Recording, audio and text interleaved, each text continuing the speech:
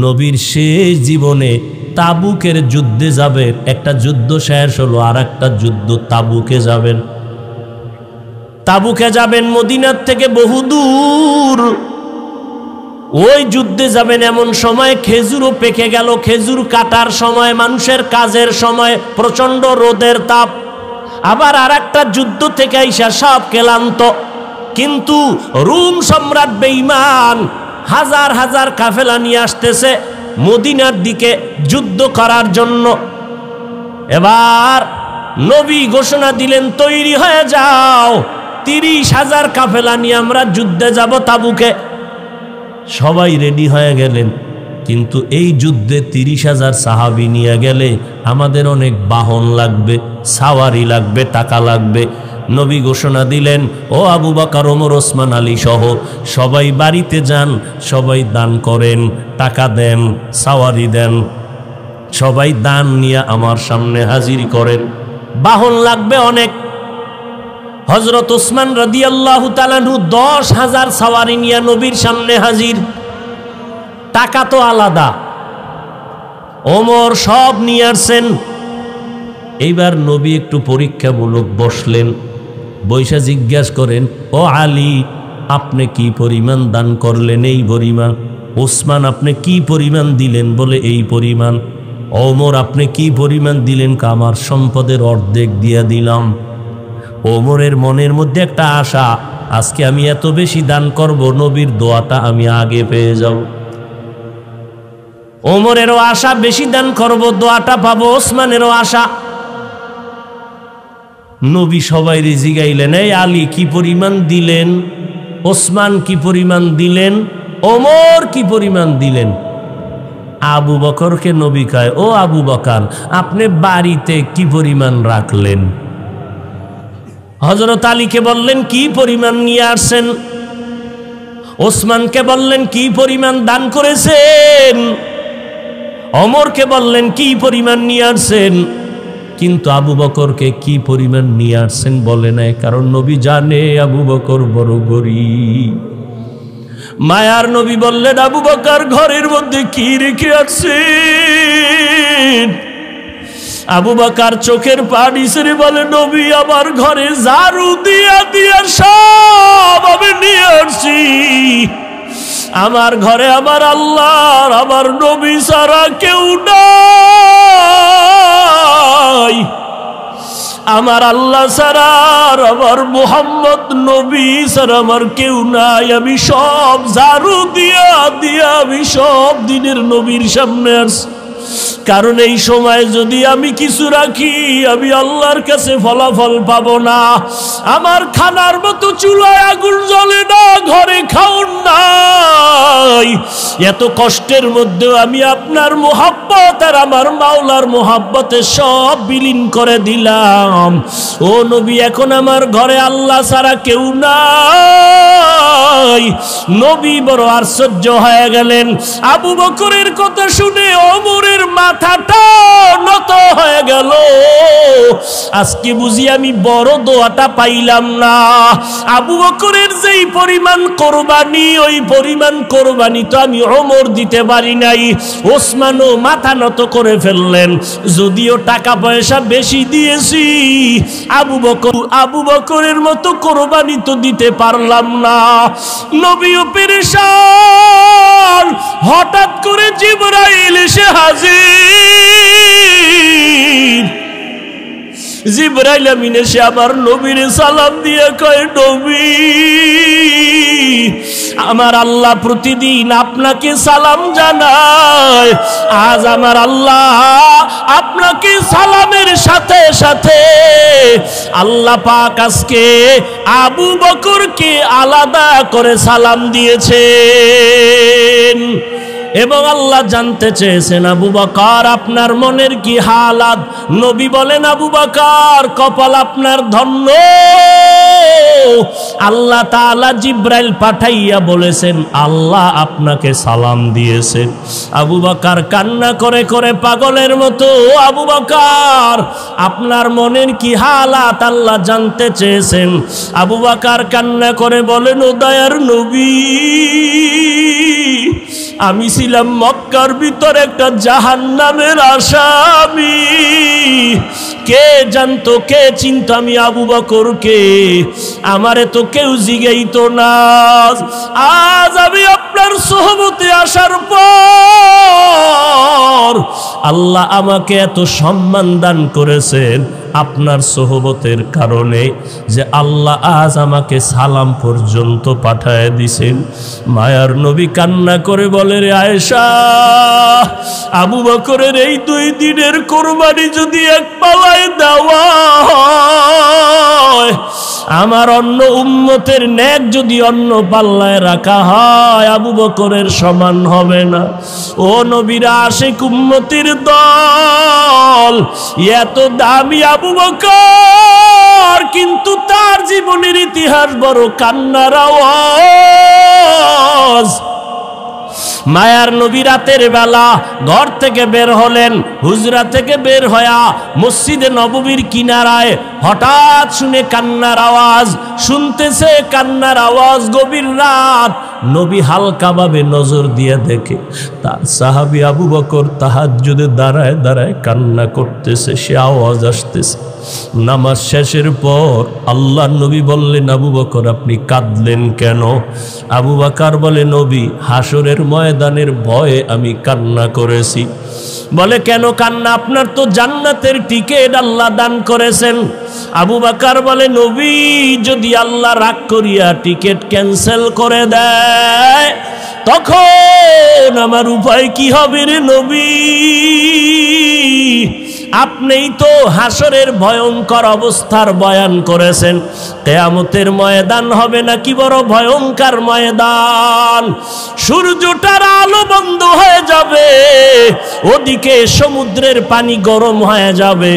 আল্লাহ তাআলা রাগান্বিত আওয়াজ দিয়ে বলবেন, ওয়ামতাজুল ইয়াউমা আইয়ুহাল মুজরিমুন, ও গুনাহগারের দলেরা, নেককারদের থেকে তোমরা আজ আলাদা হয়ে যাও। নেককারদের আমলনামা ডান হাতে দিব, গুনাহগারদের আমলনামা বাম হাতে দিব। অন্যদিকে সূর্যের গরম, আবার জাহান্নামের চিৎকারের আওয়াজ।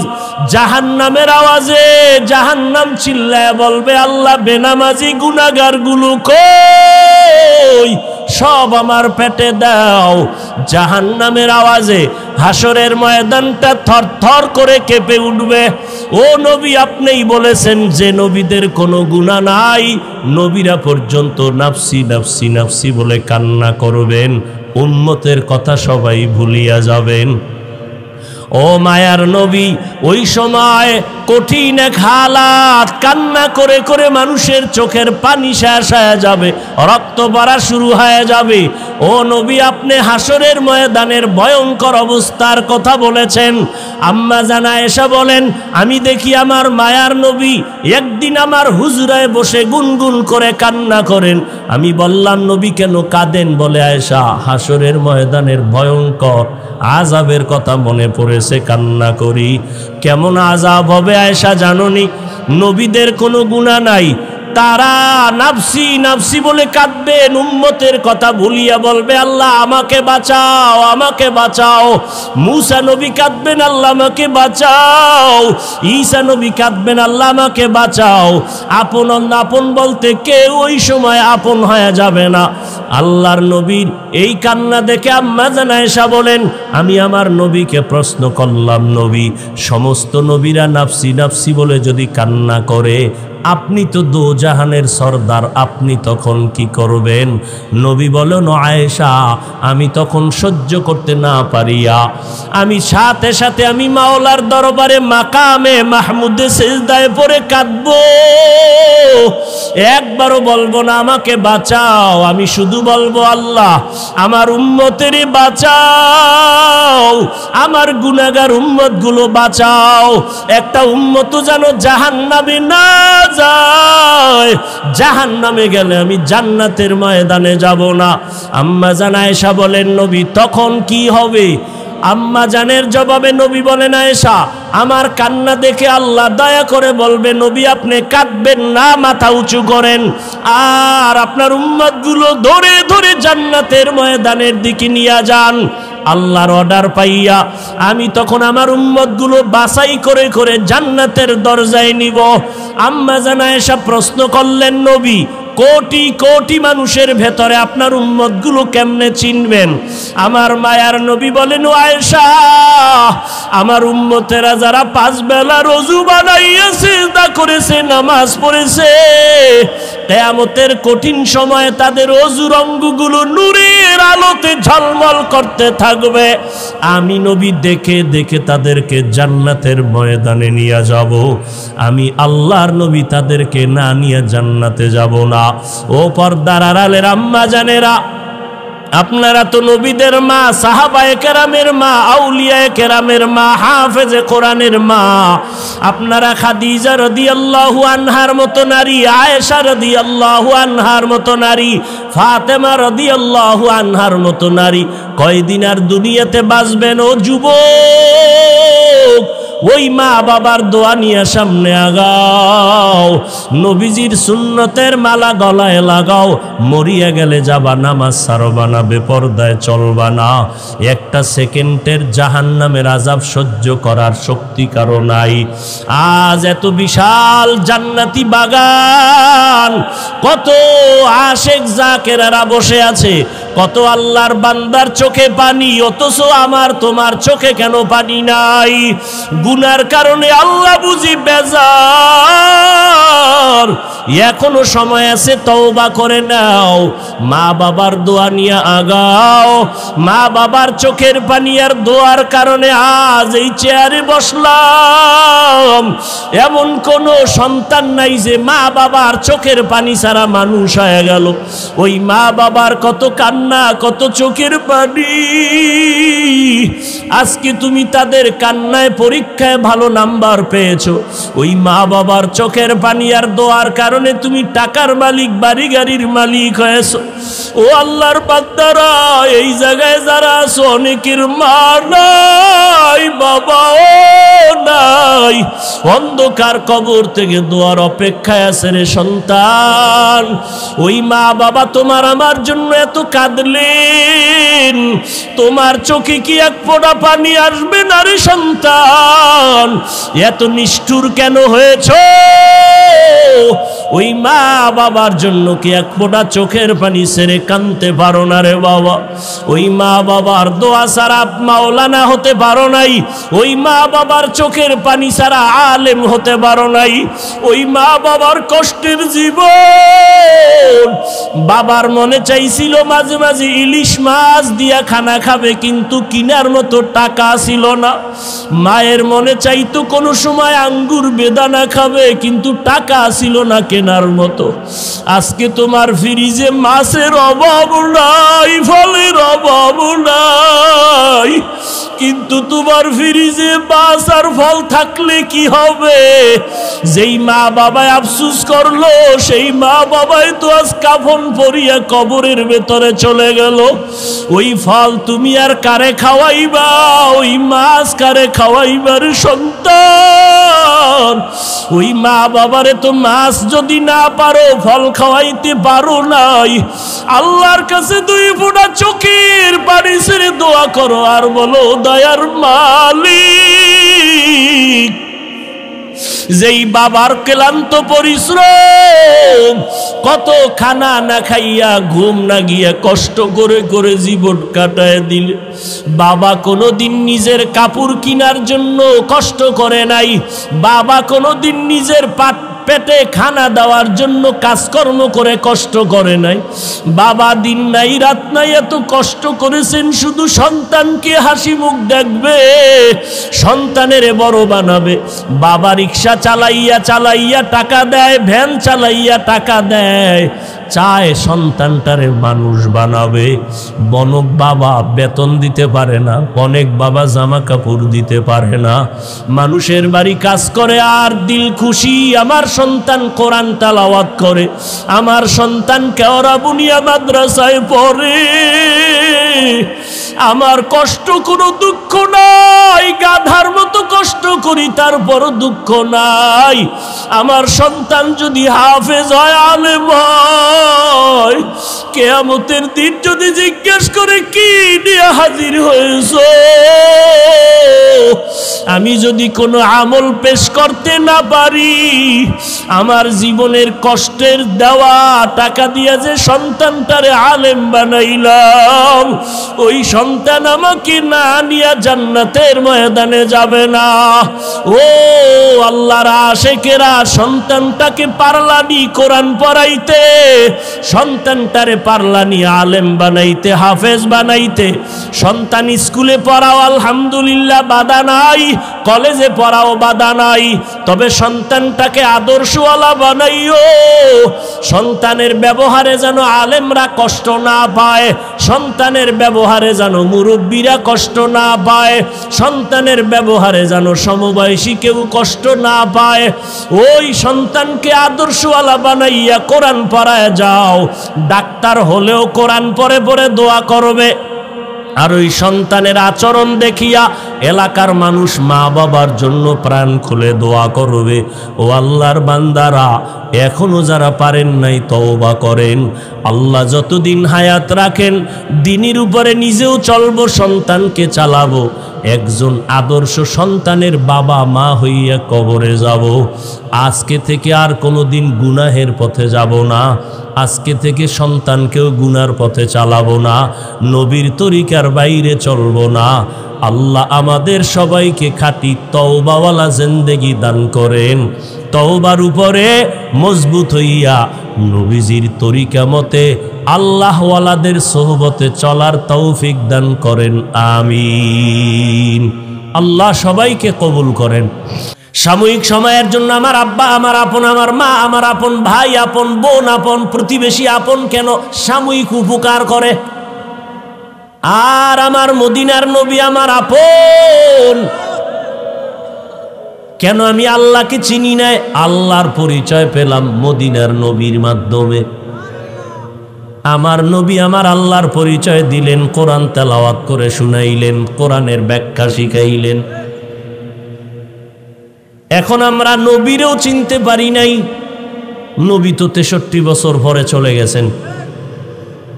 আল্লাহরেও পেলাম না, নবীরেও পেলাম না। ওই আল্লাহর পরিচয়, নবীর পরিচয় আজকে পর্যন্ত আমরা পাইছি একমাত্র ওলামায়ে আহলে হকদের মাধ্যমে। অতএব ওলামায়ে কেরাম আমাদের আপন, আর আমাদের আসল আপন কেউ নাই। আল্লাহ আমার কেমন আসল, কেমন আপন? আল্লাহ আমাদেরকে যা দিয়েছেন দুনিয়াতে কেউ আমাদের দেয় নাই, বরং আল্লাহর দেওয়া জিনিসটারে টাইনা জুলুম করে নিয়ে গেছে। আল্লাহ টাকা পয়সা দিছেন, একজনে চুরি করে নিয়ে গেল। আল্লাহ বাড়ির মালিক বানাইছেন, আর একজনে আগুন লাগায় দিল।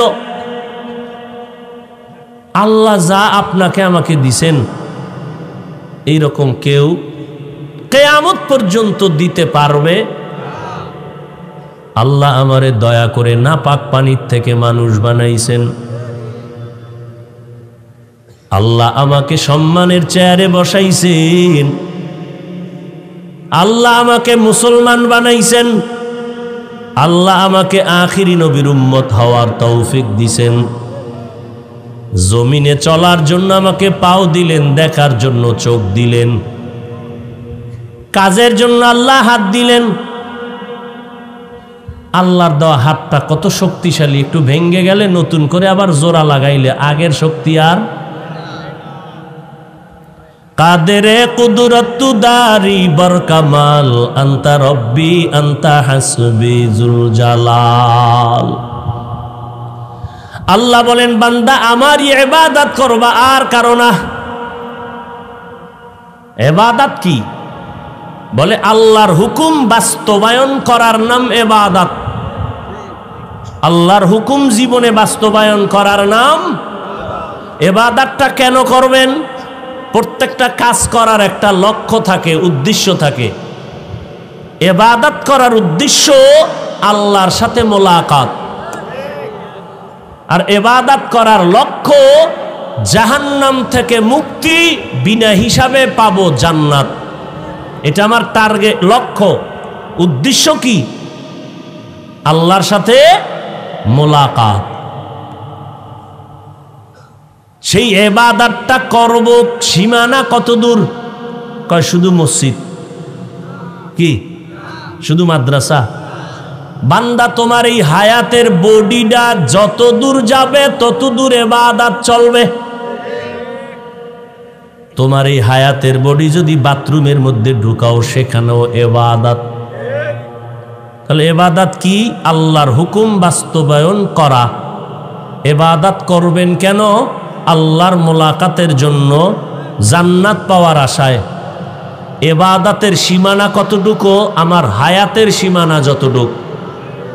ইবাদতটা কোন সিস্টেমে করবেন? একমাত্র শুধুমাত্র আমার মদিনার নবীর তরিকায়।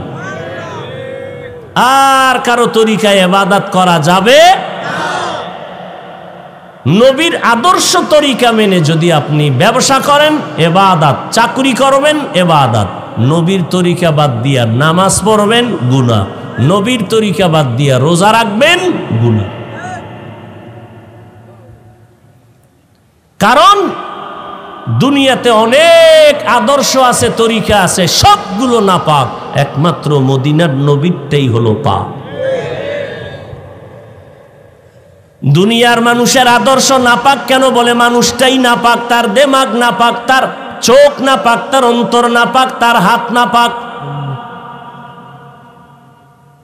আবার যদি খায় হারাম, তা তো তার গোশতও নাপাক, রক্তও নাপাক। আর আমার নবীরটা কেমন পাক?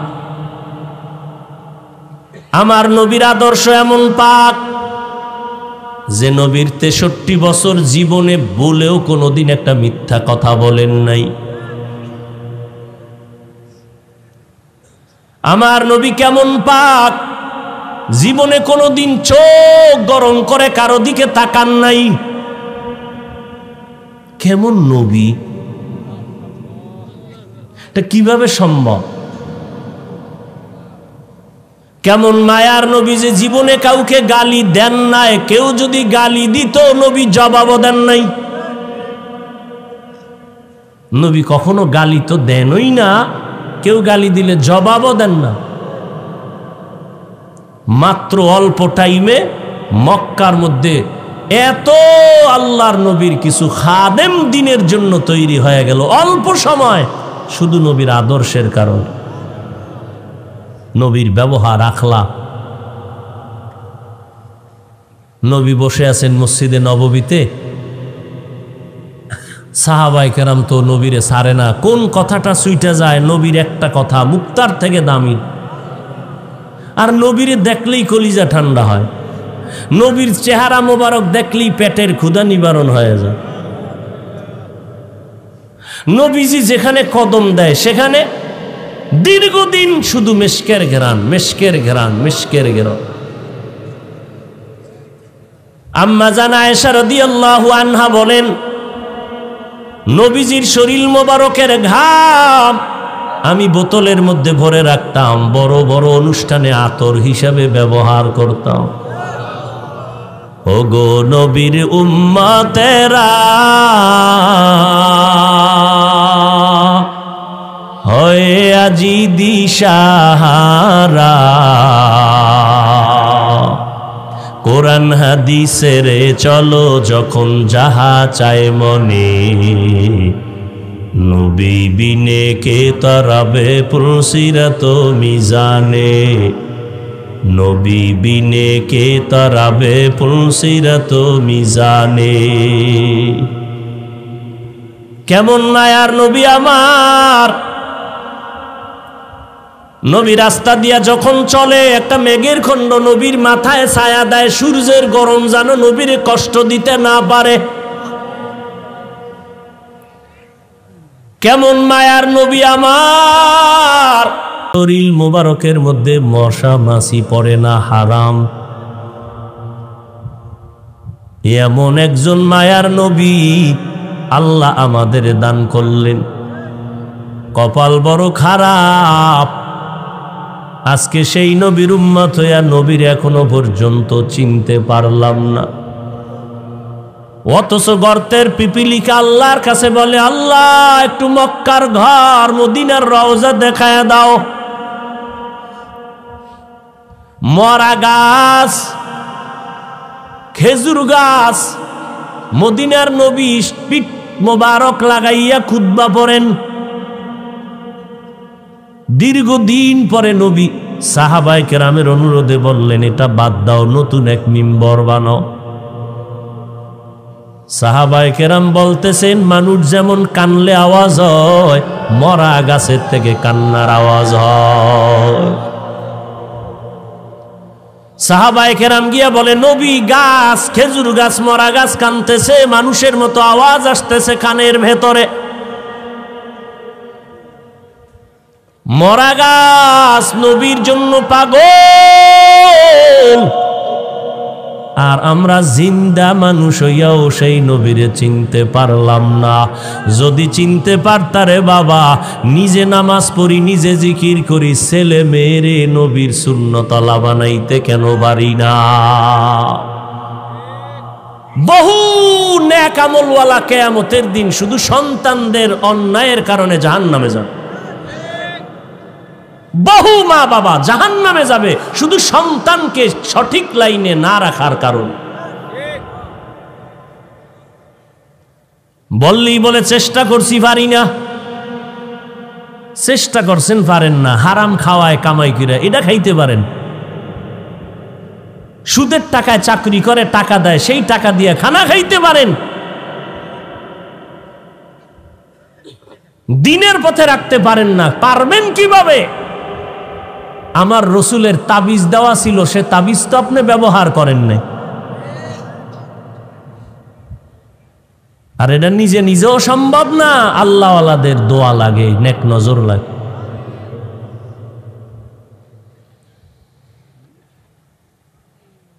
আল্লাহর নবী আয়েশা বলে, গাছ কেন কাঁদো?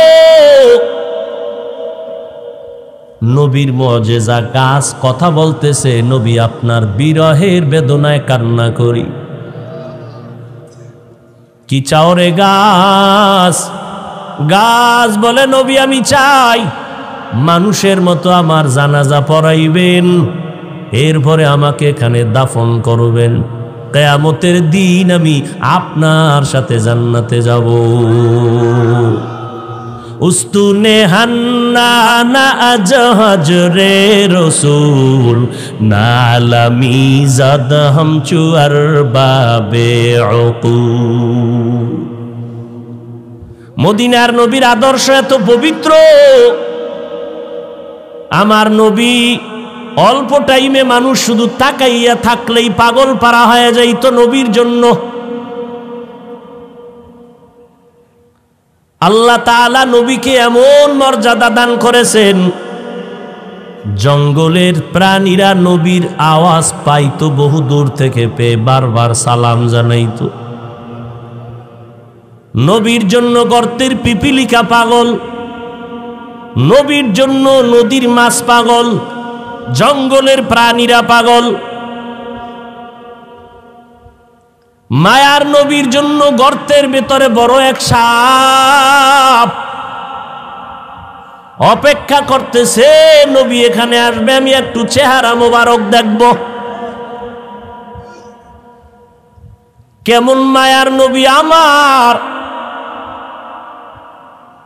মাত্র 13 বছরের সীমানায় দামি দামি সাহাবা বেঈমানেরা নবীর হাতে কালেমা পড়ে এত দামি হয়ে গেল। আল্লাহ নিজে দুনিয়াতে 10 জনের নামে জান্নাতের টিকিট পাঠায়া দিলেন। এর মধ্যে 1 নম্বরে কে? আবু বকর সিদ্দিক রাদিয়াল্লাহু তাআলা আনহু। কত দাম আবু বকরের! আম্মা জান আয়েশা একদিন নবীরে কয়, নবী আপনার সাথে ওমর, ওসমান, আলী, আবু বকর আমার আব্বাজান সাথে সাথে থাকে, পরামর্শ করেন, আপনার উম্মতের মধ্যে না আমলের লাইনে কে বেশি আগ্রহ? আম্মা জান আয়েশা বলছেন, এক নিয়তে নবী বুঝা ফেলাইছেন। নবী কয়, ও আয়েশা,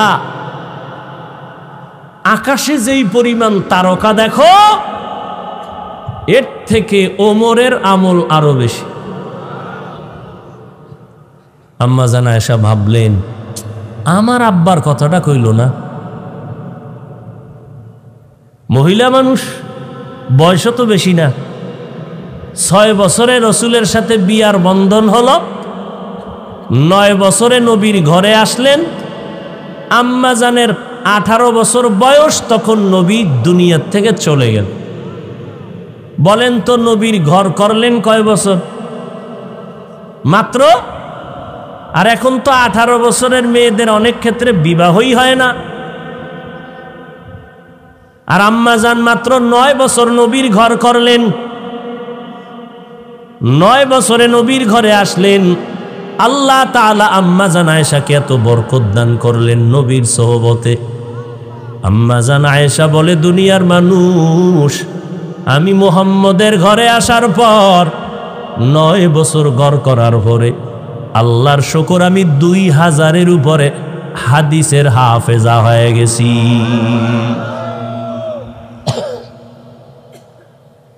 বড় বড় সাহাবায়ে কেরাম কোনো মাসআলায় আটকায় গেলে আম্মা জানের কাছে আসতেন, আম্মা জান এমন সমাধান দিতেন, সমস্ত সাহাবায়ে কেরাম এক আওয়াজে মেনে নিতেন, কোনো ইখতিলাফ করতেন না। নবীজি কইলেন ওমরের কথা, আম্মা জান ভাবলেন আমার আব্বার কথা বললেন না, এবার বইলেই ভালাইলেন, আমার আব্বার খবর কি? আব্বাকে আম্মা জান আয়েশার বাবা আবু বকর। এইবার নবী কয়, ও আয়েশা, তোমার বাবার কথা? আবু বকরের কথা কি বলবো রে আয়েশা? আবু বকরের জীবনে 2 দিনের 2টা আমল আল্লাহর কাছে এত প্রিয়। 2 দিনের 2টা আমল, 2টা ত্যাগ, 2টা কোরবানি আল্লাহর কাছে এত দামি। ওমর কেন? আমার সব উম্মতের আমল যদি এক পালায় দেও তার সমান হবে না।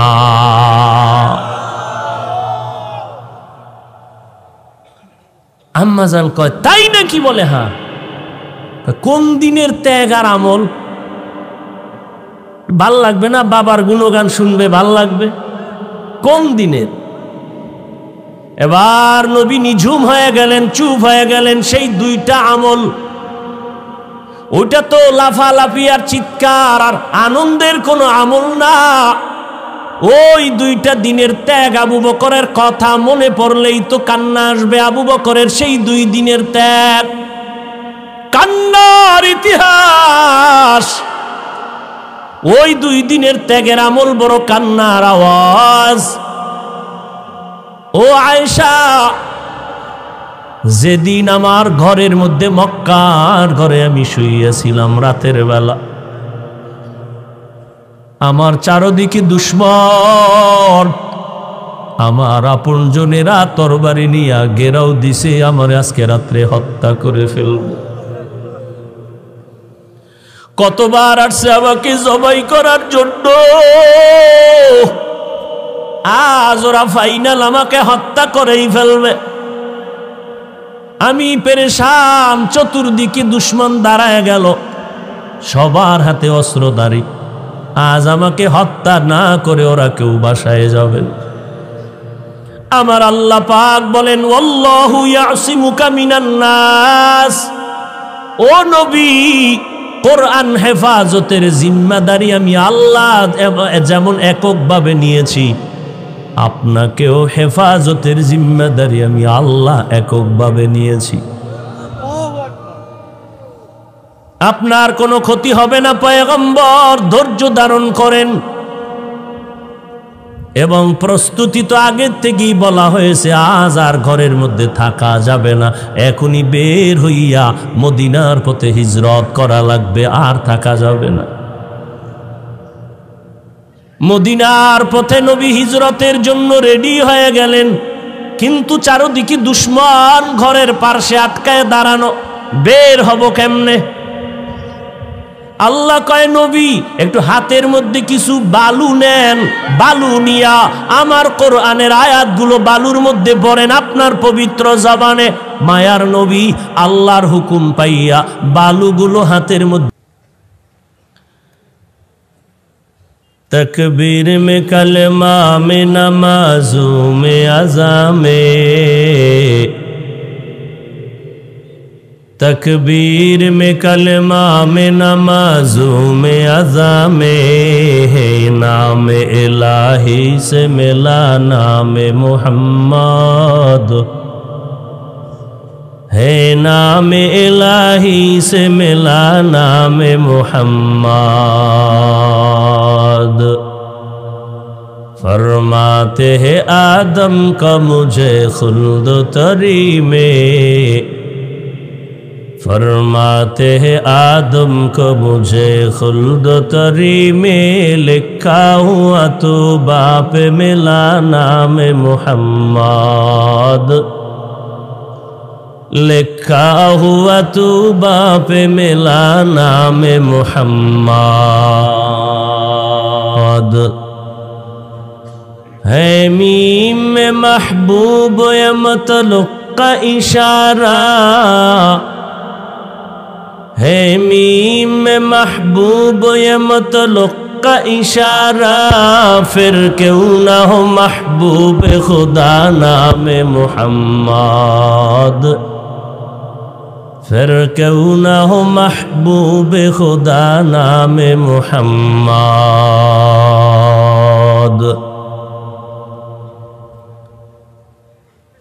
ঐতিহ্যবাহী কেওড়া বুনিয়াতে 3 দিন ব্যাপী ফাল্গুনের বার্ষিক ওয়াজ মাহফিল ও হালকায় জিকিরের আজ দ্বিতীয় দিন। উপস্থিত সম্মানিত সভাপতি হযরত পীর সাহেব হুজুর দামাত বারাকাতুহুম কেওড়া বুনিয়া, অন্যান্য হযরত উলামায়ে কেরাম, দক্ষিণ অঞ্চলের বিভিন্ন এলাকা থেকে আগত আল্লাহ পাকের আশিকিন, জাকিরিন, শাকিরিন, মুহিব্বিন, মুরব্বিয়ান এযম, কলিজার টুকরা আমার সমবয়সী যুবক বন্ধুগণ, স্নেহের ছোট ভাই, পর্দার আড়ালে সম্মানিতা মা ও বোনেরা, আল্লাহ পাকের দরবারে শুকর যে আল্লাহ পাক আমাদেরকে হায়াতে সুস্থ রেখে আল্লাহ পাকের এই জাকিরিন শাকিরিনদের মজলিসে আখিরাতের কিছু সম্বল সঞ্চয় করার জন্য হাজারো দুনিয়ার ব্যস্ততার মধ্য দিয়ে আল্লাহ পাক আমাদেরকে হাজির হওয়ার তৌফিক দান করেছেন। আলহামদুলিল্লাহ। দরুদ ও সালাম সৈয়দুল মুরসালিন, রহমাতুল্লিল আলামিন, শফিউল মুজনিবিন, খাতামুন নবিয়্যিন, সৈয়দুস সাকালাইন, ইমামুল মুরসালিন হযরত মুহাম্মদুর রাসূলুল্লাহ সাল্লাল্লাহু আলাইহি ওয়া আলিহি ওয়াসাল্লামের উপর।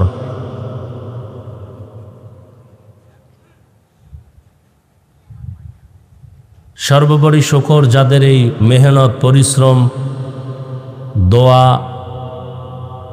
বিভিন্নভাবে সার্বিক সহযোগিতা আজকের এই সুন্দর বেহেশতের বাগানের আয়োজন,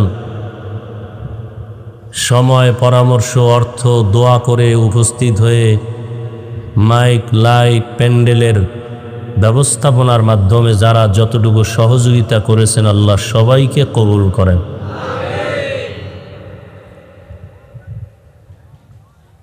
এই বাগান যিনি সাজিয়ে গেলেন,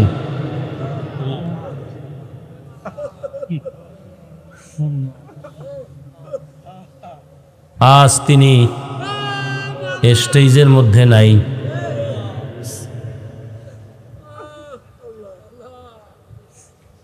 যার হাতের সোয়াবে আজ আমরা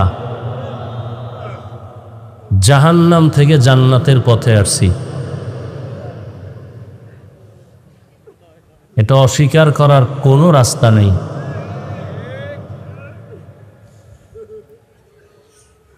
আর সে বয়ানও নাই। সারা দেশে তো ঘুরি, বয়ান তো করি, শুনি। সে কেওড়াবুনিয়ার রশিদ সাহেবের মতো বয়ান নেই।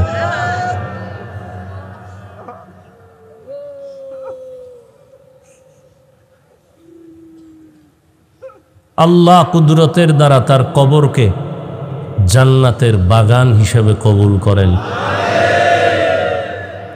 তার কষ্টের, মেহনতের, ঘামের, পরিশ্রমের রেখে যাওয়া এই আমানত, এই বাগানকে ইখলাসের সাথে, আমানতের সাথে পরিচালনা করার সবাইকে তৌফিক দান করেন।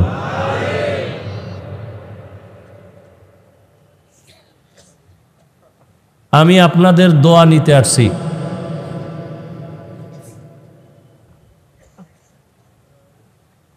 সারা দেশে ঘুরতে ঘুরতে আমল আর ইমানের চার্জ দুর্বল হয়ে গেছে। ইমান ও আমলের চার্জ দেওয়ার এগুলো হলো পাওয়ার হাউস।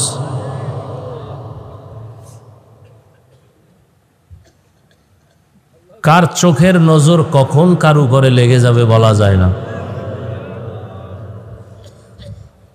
মাঝে মধ্যে আমি একটা ঘটনা শুনাই, 2 মিনিট। চট্টগ্রাম পটিয়া থানা, পটিয়া মাদ্রাসার বাণী প্রতিষ্ঠাতা কুতুবুল আলম মুফতি আজিজুল হক রহমতুল্লাহ আলাই,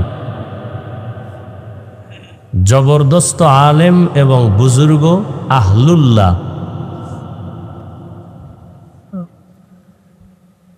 আল্লাহ পাক তার প্রিয় বান্দাদেরকে এমন কিছু পাওয়ার দান করেন যে পাওয়ার সাধারণ মানুষ পায় না।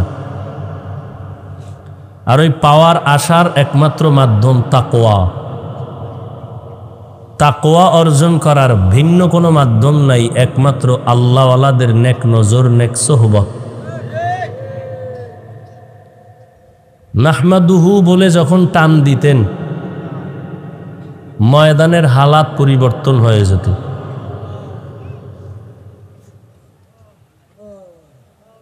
এই কথাগুলো বর্তমানে বলতে গেলে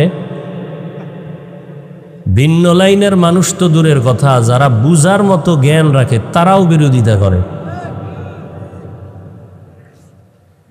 বলে এগুলি কি আজগবি কথা। পৃথিবীটাকে পরিচালনা করার জন্য আধ্যাত্মিক জগতে যারা আছেন এদেরকে কুতুবুল আলম বলা হয়। এই জমিনের কুতুব প্রত্যেক মাসে আর একটা মিটিং করেন। মিটিংটা হয় জঙ্গলের ভেতরে।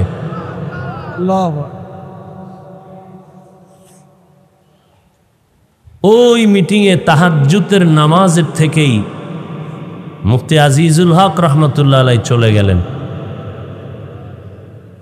এই ঘটনা আমি বহু আগে বলেছিলাম, কিন্তু আমাদের ইসলামের ব্যানারওয়ালা কিছু জাতিভাইরা নিয়ে যথেষ্ট পরিমাণ বিরোধিতা করে ময়দানকে ঘোলাটে করার অপচেষ্টা করেছিল। আসলে কি বিষয়, আল্লাহর জন্য কাজ করলে আল্লাহ একটু দেরি হলেও বিজয় দান করেন। আর যদি উদ্দেশ্য থাকে দুনিয়া, তাহলে প্রথম অবস্থায় ভালো দেখলেও পরে তার মুখোশটা উন্মোচন হয়ে যায় যে আসলে লোকটা ধোঁকাবাজ।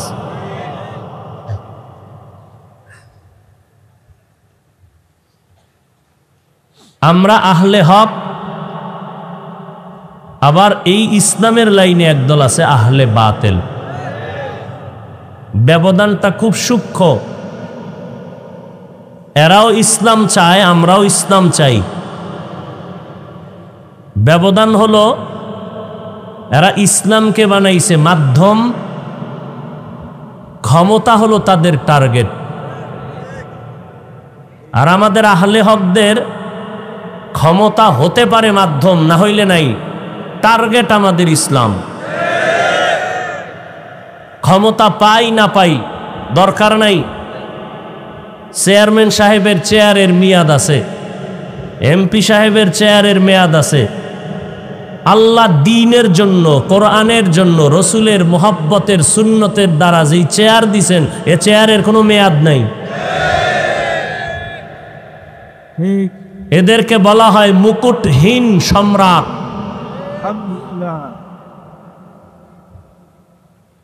বরং যারা মেয়াদওয়ালা এরা এসে মুকুটহীন সম্রাটদের পায়ের কাছে পড়ে থাকেন। আল্লাহ আর কি দেখাবেন? কোটিপতি হইয়া লাভ কি যদি সেই টাকায় জেলখানার খানা খেতে হয়? আর ওই রকম গরিব হওয়া অনেক ভালো যে কোটিপতি আইসা পাশে বসে থাকবে। তাহলে কোটিপতি না হইয়াও সে কোটিপতি, যদি বান্দা আল্লাহর জন্য হইয়া কাজ করে। তো মুফতি আজিজুল হক রহমতুল্লাহ আলাই স্টেজে বসা সভাপতি, পাশে এক বক্তা সাহেব বয়ান করতেছিলেন। মুফতি আজিজুল হক কোন জায়গার বলছি? পটিয়া মাদ্রাসার প্রতিষ্ঠাতা। বক্তা সাহেব বয়ান করতেছেন আর হযরত পার্শ্বে বসা। বয়ান এমন ভাবে উঠতেছে ময়দান কেমন যেন কিয়ামতের মাঠ। মুফতি সাহেব হুজুর রহমতুল্লাহ আলাই অবস্থা দেখা বক্তা সাহেবকে একটু ইশারা দিয়া মাইকটা হাতে নিলেন। খুব খেয়াল করবেন, মাইক হাতে নিয়ে ঘোষণা দিলেন, আমি আজিজুল হক রুহানিয়াতের যা পেয়েছি মুরব্বীদের থেকে এজাজত আমি এই মাওলানা সাহেবকে তা দিয়ে দিলাম, যেটাকে আমরা সহজ ভাষায় বলি খেলাফত। এবার হুজুর বললেন, মাওলানা সাহেব বয়ান করেন। এবার মাওলানা সাহেব বয়ান শুরু করছেন, কিন্তু আগের মতো সে বয়ানের রং আসে না। ঘাম ছুটে গেল, চেষ্টার চূড়ান্ত সীমা নাই, কিন্তু আগের মতো বয়ান আর হয় না। মুফতি সাহেব হুজুর রহমতুল্লাহ আবার মাইক নিলেন,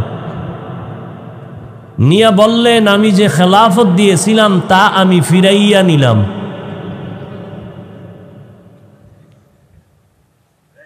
প্রশ্ন উঠাইয়া বললেন, আপনারা বলতে পারেন খেলাফত দিলেন কেন, দিলে আবার নিলেন কেন?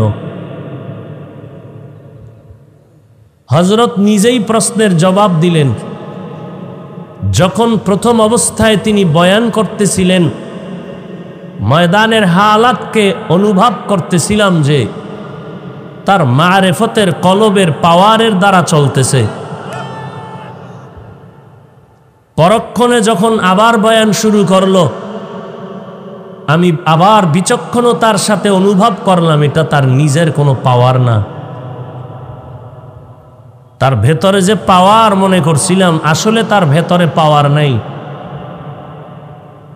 বলে তাহলে ওই বয়ানের রৌনক আসলো কেন?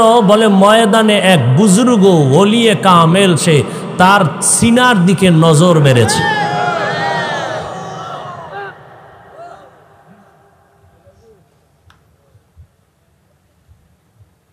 আমগো দেশে ছোটবেলা টকি যেত, টকি মনে আসেনি? ছোটবেলা বুঝেন না? কেরবন্যে বাড়ি যেতাম, এক সপ্তাহ ছুটি পাইছি, বাজারের পাশে ঘর। টকি কি মাইক করছে, টকি। তো খাল পারে গেছি, দেখি একটা বিশাল সাদা পর্দা, এটার মধ্যে থেকে বহু দূর থেকে একটা লাইট মারছে। লাইট মারার পরে ওই সাদা পর্দায় সব দেখাচ্ছে। সবার নজর কোন দিকে? সাদা পর্দায়। কিন্তু যখন বন্ধ হয়ে গেছে, যে ওখানেই সব মানুষ লাফাইতেছে, গিয়া দেখা গেল না, পর্দা হুদা খালি, কিচ্ছু নেই, শুধু একটা পর্দা, পাওয়ার সব পেছনে। পাওয়ার সবে ময়দানে, পাওয়ার কলবের ভেতরে। কোনো এক আশেক বুজুর্গের যদি একটু নজর লেগে যায়, জিন্দেগি ধন্য হয়ে যান। আল্লাহ ওয়ালাদের নজর আমাদের সিনায় লাগার মতো সে ব্যবস্থা আল্লাহ করে দেয়। এলেমও নাই, আমলও নাই, এরপরও আল্লাহ পাক সম্মান দিয়েছেন। দুনিয়াওয়ালারা সম্মানের চেয়ারে বসাইতে এলেম তালাশ করে, যোগ্যতা তালাশ করে। আমার আল্লাহ যোগ্যতাও তালাশ করে না, এলেমও তালাশ করে না। আল্লাহ যাকে বেশি মোহব্বত করেন তাকেই সম্মানের জায়গায় বসায় দেন। আল্লাহ যদি সম্মানের চেয়ারে বসানোর আগে যোগ্যতা খুঁজ দেন, তাহলে আফ্রিকার জঙ্গলের বেলাল সরদারে দো জাহানের দরবারে আসতে পারত না। অন্ধ একজন সাহাবী আব্দুল্লাহ ইবনে উম্মে মাকতুম নবীজি বাইতুল্লাহর পার্শ্বে বসে মক্কার বড় বড় মাথাওয়ালাদের নিয়ে কথা বলতেছেন, দিলের তামান্না একটু যদি কালেমা পড়ে। ইতি টাইমেই ওই অন্ধ সাহাবী জীর্ণ শীর্ণ লাঠি একটা হাতে নিয়ে আইসা পার্শ্বে আস্তে করে একটু সালাম দিছেন। নবীও হালকার উপরে জবাব দিয়া আবার ওই মাথাওয়ালাদের নিয়ে কথায় ব্যস্ত হয়ে গেলেন। নবীর দিলের তামান্না যদি দিনের পথে আসে। আর ওই অন্ধ সাহাবী চুপচাপ এক কোনায় গিয়ে বসে আছেন। নবী যে মাথাওয়ালার দিকে তাকাইয়া বয়ান দিতেছেন, আল্লাহর কাছে এটা ভাল লাগে না। আল্লাহ সাথে সাথে জিব্রাইলকে পাঠিয়ে দিলেন আয়াত নিয়া, ও জিব্রাইল আমার নবীর কাছে গিয়া আয়াত নাজিল করে শুনায় দাও, আবাসা ওয়া তাওয়াল্লা আন জাআহুল আ'মা। পয়গম্বরের জানায় দাও, ওই যে অন্ধ সাহাবী, আমি আল্লাহর কাছে অন্ধ সাহাবীর অন্তরের বড় দাম। নবীরে গিয়া শুনায় দাও, নবী যেন অন্ধ সাহাবীর দিকে চেহারা ঘুরাইয়া কথা বলে, খবর নেয় খাইছে কখন কি করলো। ওই আরবের মাথাওয়ালার দাম নাই, আমার কাছে ওই ভাঙ্গা দিলওয়ালার বড় দাম। या इलाही मुझसे मुझको दूर कर, ताके देखो मुझ में तुझको एक नजर।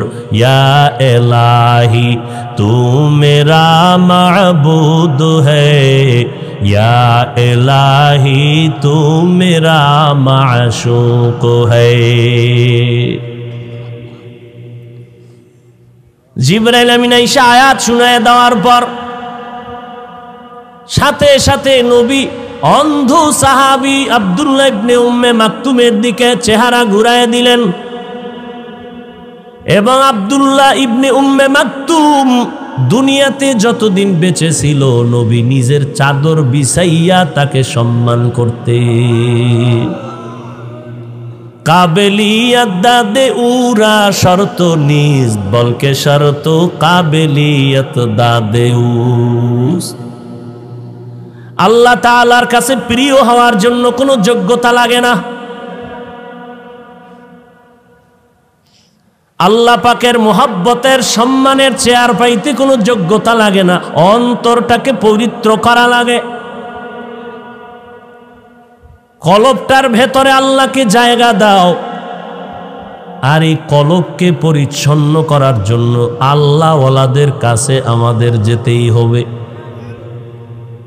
আমি ছোট এক টুকরা আয়াত পড়েছি, আল্লাহ বলেন ওয়ামা খালাকতুল জিন্না ওয়াল ইনসা ইল্লা লিয়াবুদুন। আমি জিন আর